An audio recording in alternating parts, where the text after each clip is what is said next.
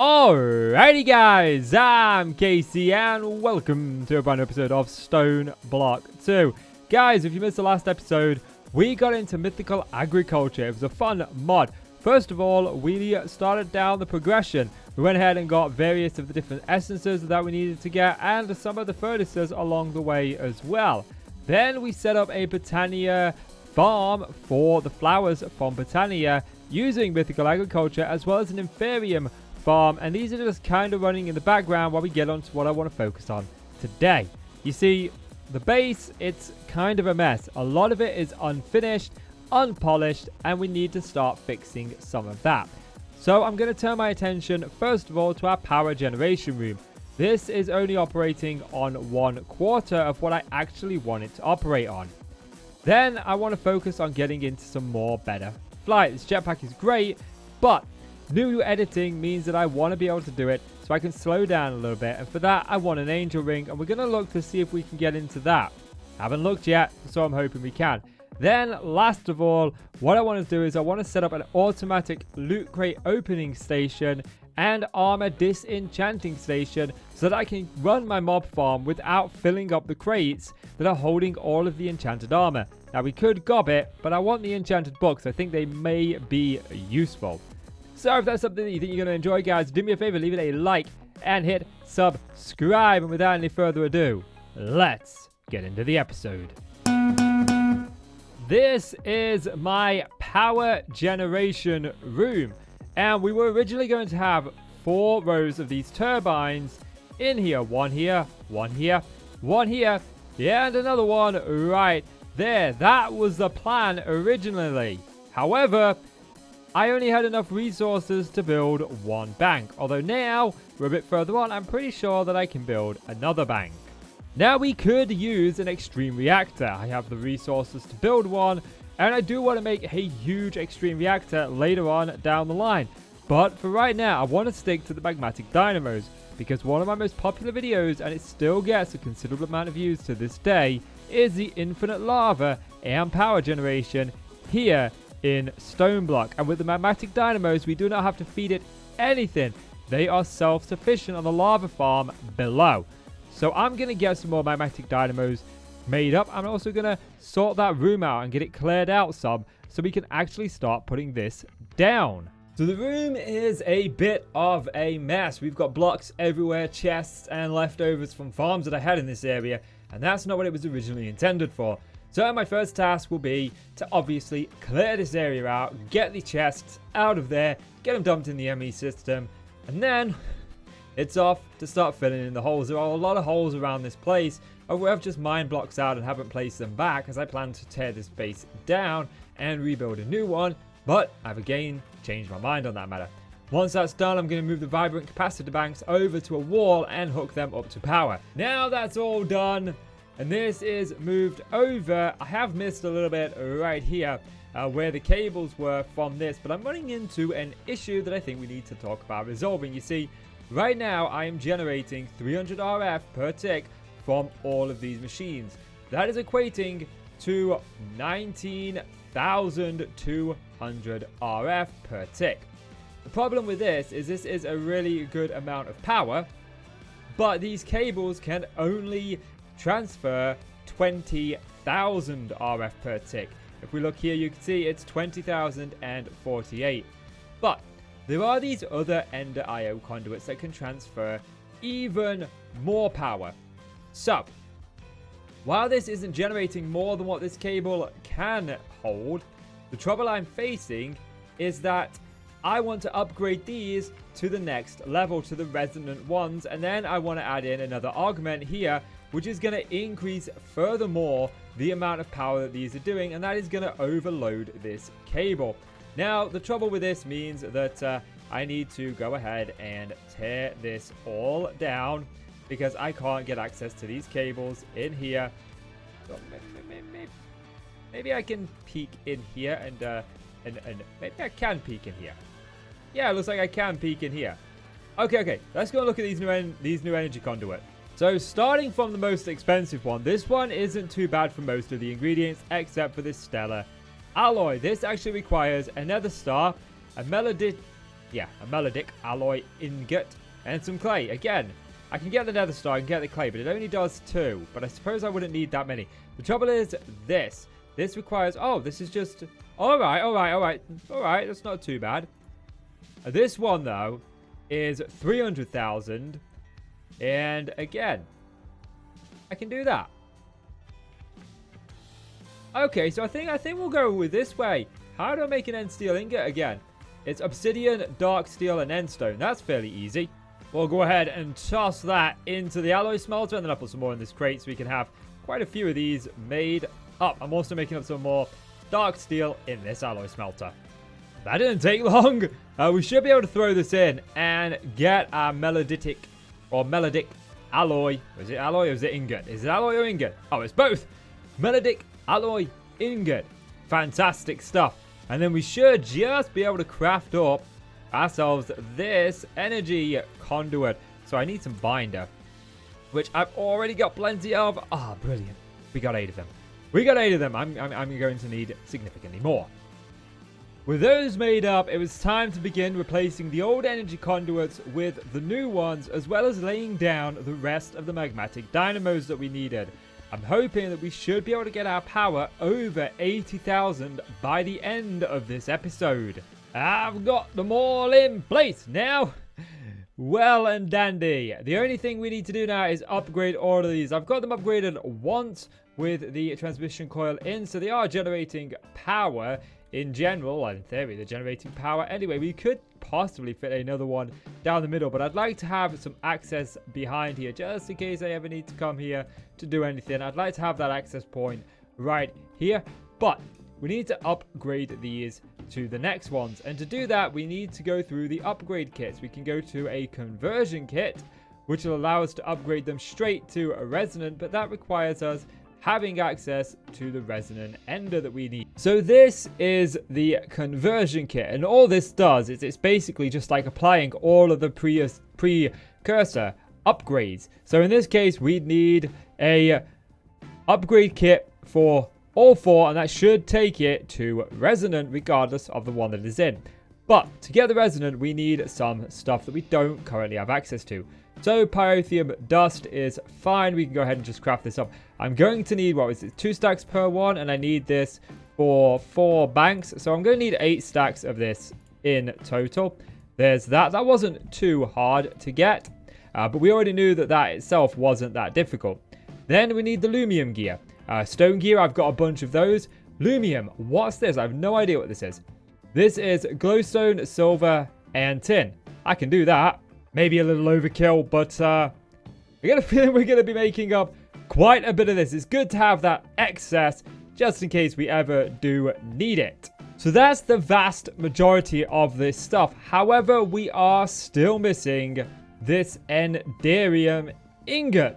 And this is where things get a little bit complicated. This requires sand and this enderium base. All of this, well, the sand, that's, we don't even need to talk about that, do we?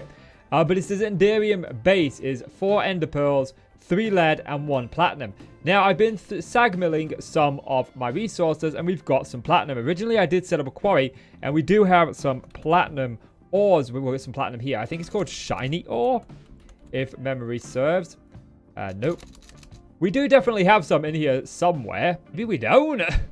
That's all right, though. You can get it from sag milling. I think it was silver. No, it's nickel. And there's a 10% chance, but obviously I've got a grind board in there, which dramatically increases this. So now we can go ahead and make that up. Yeah, and the smelter can take it from here. That's actually really quick. This is in just the regular alloy smelter, and that is pretty dang quick. Next, we had the sand. Now, I've had to turn this to alloy only because when it was in both alloy and furnace mode, it kept putting sand here, and that would just stop the smelting process. So now we're actually making up the endinium that we need, which is fantastic. The lumium is still being made up here, which is also great. This is going to take a little bit of time, but it'll get done in the end. While we wait for that to do, let's turn our attention towards the lava generation. Our lava generation is beneath our power plant so that we can easily pump the lava up and into the magmatic dynamos. Now, That being said, I don't think we're going to be generating enough lava with the current setup, and it's very messy. So, my first task is to tear out the old crucibles and pick up the blazing pyrotheum that is below them. Next, I want to lay a full layer of blazing pyrotheum source blocks. And then I want to put some crucibles on top of those so that we've got the maximum amount of lava being generated that we possibly can at this point in time. Then it's just a simple case of connecting up the cobblestone generators and piping that lava up and into the tank. Here she is. Infinite lava. We are going to get so much lava from this. Now, I did say I was going to connect it to this, but I want my power banks to drain almost completely so that when we hook up all of these, we can get a true sense for how much power we are producing. Remember, at the beginning of this episode, it was 19,200. Now I'm interested to see what it would be. Anyway, let's get to upgrading these to the resonant machine. So we're at this point now where we've got the hardened, the reinforced, and the signalum upgrade kit. We just need the resonant upgrade kit. And for this, we're going to need some of these lumium gears, and I'm hoping we've got enough. We need to make 4 stacks in total of this. My system has decided to go down on me. Bet I've run out of power. Well, dealt with that. So we wanted 4 stacks of these. So we just type in kit. Now, do we have everything that we need to make up 4 stacks of this upgrade kit? Oh, brilliant. We do. So now to make the upgrade or the conversion kit, all we need to do is put all of these. I've put 2 of the same one there. It's this one that I'm missing in here, and we should be able to get out 4 stacks.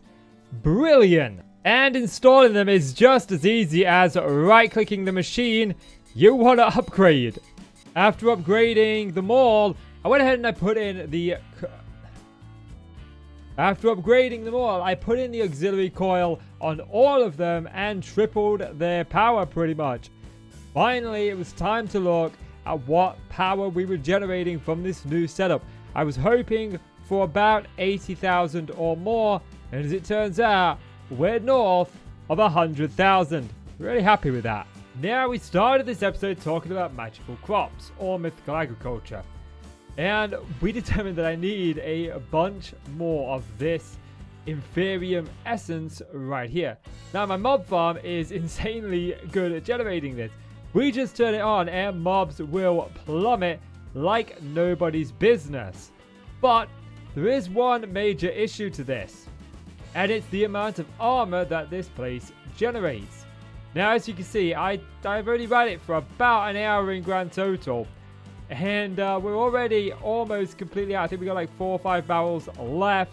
And that's not good. That's not good one single bit. I don't like this. So, what I want to do now is focus on this room right here. This is an enchantment extractor. We looked at this before. And what I want to do is I want to set up the armor to come into here and be automatically extracted and then sorted. Now, before this farm can actually run, we need a few things.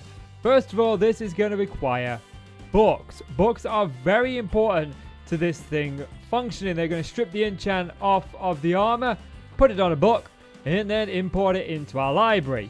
Now the question is, how are we exactly going to deal with that? Well, we're going to build a book farm. That's right, we're going to build a book farm. And this is the start of it. It's going to fit right here in these little spaces here. And I'm hoping this is going to meet demand. So the first step of any book farm is gathering the resources that we need. So we need sugarcane and leather. Unfortunately, we can get both of those. That was fortunately, not unfortunately, fairly easy and reliably. So we're going to make sand into this thing called snad. This grows sugarcane considerably faster than it otherwise would be. It looks like you can't actually put snad in here. Great. So we'll put it back in sand. Okay, fine. We'll put You can't use snad. Never mind. Forget the snad.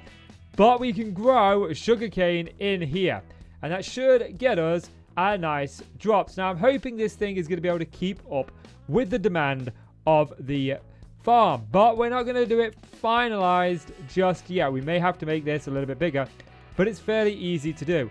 Now, the next thing is I need to grab this item conduit from here, and I need to hook it up to here. But we'll do this one over this side together first, because you can make leather from rotten flesh. So I need to get rotten flesh in to these drawers, and I need to get a considerable amount of rotten flesh in here. So what we're going to do, we're just going to set them to insert, and then all we're going to do is we're just going to put a item filter here, and then in the upgrades, we're going to put a rotten flesh right here to whitelist it. Now we've come this far, there's a couple more things that we need to do. The first thing we need to do is I need to get my stuff back out of this chest.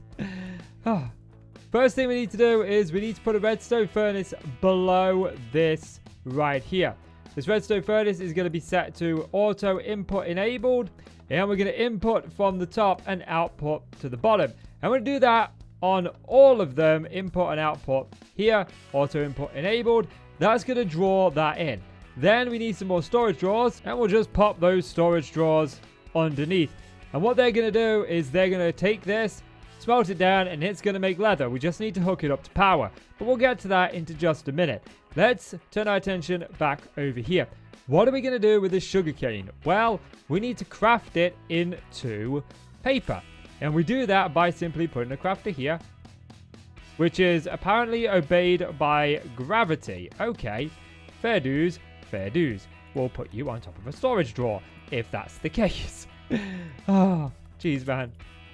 Didn't know these were affected by gravity. Didn't know. And then we'll do the exact same. We'll tell this to pull from the top and push to the bottom. Next, we'll teach it the crafting recipe for paper, which is just sugarcane. Fairly simple. I do have a feeling that this is not going to keep up, but we'll try it first. Oh, we get sugar from that as well. Right. Guess. It's alright. It's alright. I've got a solution. We'll just lock the drawer when it's empty. That way, we can ensure that only sugarcane ends up in there like so. Very easy. So now I've got a little bit more of the setup in place. We've already talked about the leather. We've talked about the paper. Now we're going to talk about the bookmaking, which is this one right here. We're going to have one leather go in here. Okay, sorry, this side. I always get that mixed up. I always mess it up. One leather with 3 paper will make 1 book. Yeah, what we want to do is we want to... Well, that is pushing out to the top. Okay, this is not getting power. And that is because I deliberately left one kink in this chain undone. Because I wanted to put this together and see if this actually happens. We should start to see this smelt down. It is taking a little bit of time. I may decide to upgrade these furnaces, but the paper is already being made, and the paper is ending up in here. Fantastic stuff. We're getting quite a bit of paper. There we go. Our books are already beginning to flow. Now the question is this going to be powerful enough or quick enough to keep up with the mob farm? That's the one thing that we do need to find out. And we can find that out pretty easily, because over here, all of these are empty. And behind here, I've hooked the diamond handbills up, or at least the crates that they output to. I've hooked them... Oh, let's get rid of those comments. I've hooked them up to this ender chest. We've also got this ender chest all the way over here. That is going to then automatically send them into here, which should then put them into this chest.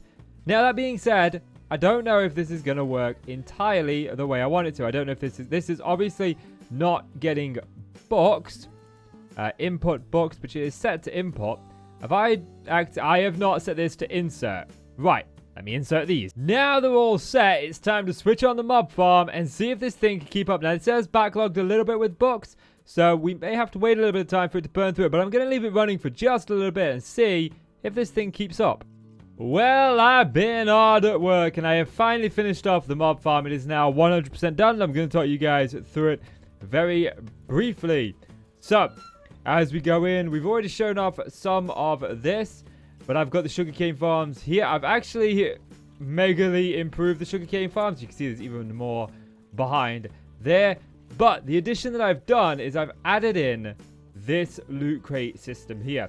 So, I put all the loot crates right here. We've got Ender IO conduits pulling the loot crates out, putting them through here, and then putting all our goodies in these crates.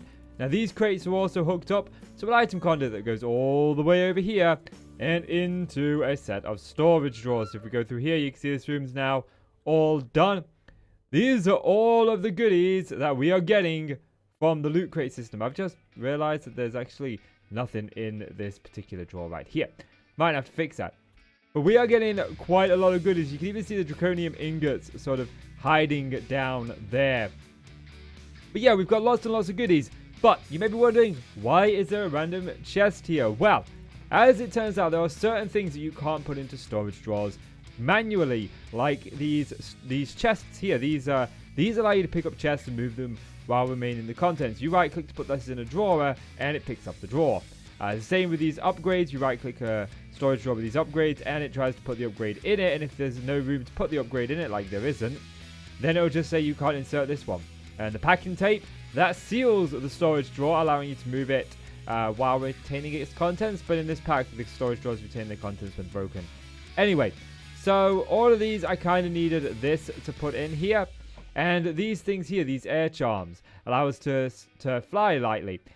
They slowly decay when we put them in our inventory. And even if you were to go into the chest and right click them to turn them off, it changes something about them. It means they don't stack, so they need to go in through the chest themselves. And there are quite a few others that have this same interaction, like these ones. And the chance cubes, I put them in using the chest because I didn't want to take the risk of them accidentally opening. But we've got quite a few chance cubes, and we are definitely going to be opening some of these in the near future. I'm just waiting for my quarry to finish in the mining dimension. But yeah, these aren't organized. You know, we've got things kind of like everywhere. I'm not too worried about them being organized. But the important thing is, all of those storage drawers, they are indeed hooked up to the ME system. So we can see all the armor that we've got. Do we have any use for this armor? Nope. We just straight up don't have any use for any of this armor. But who knows? It may come in handy. Like, are we ever going to need 236 protection 2 bucks?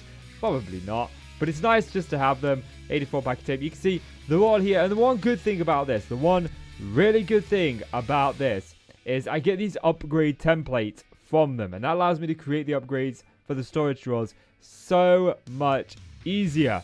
Oh, I love it. Now, guys, that is going to do it for us today. We've accomplished quite a lot in this episode. We've overhauled our power and our lava generation, gone from basically having a really weak system to now having a super overpowered system that's going to carry us through the next mid part of this game. Then we went ahead and we sorted out our armor, our enchants, and our loot crate system, and upgraded our mob farm. And it is even more important. The one thing I did do that I didn't mention is I did go ahead and I did put some more ender men inhibitors all over that mob farm to stop them spawning, or rather to stop them from teleporting and spawning within our bases. And so far I haven't seen one roaming the hall, so I'm hoping that I've put them in all the right places.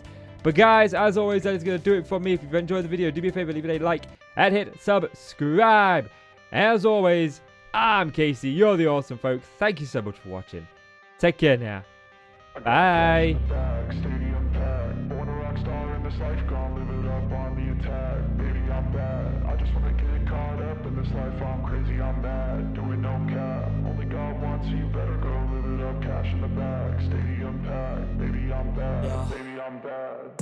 I just wanna stay bad, stay mad. My shoulder cause they treat me like an outcast. I ain't gonna take that, stay back. I'll be swinging hard till the hits come in all caps. I ain't gonna lay back, pray that someone's gonna help me. Ain't nobody like that.